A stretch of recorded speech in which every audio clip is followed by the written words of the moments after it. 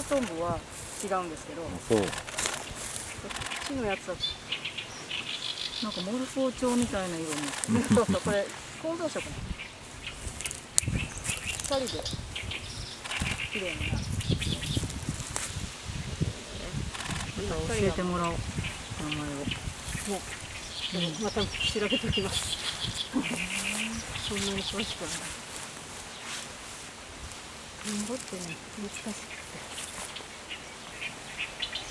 この水路も綺麗な、なんか、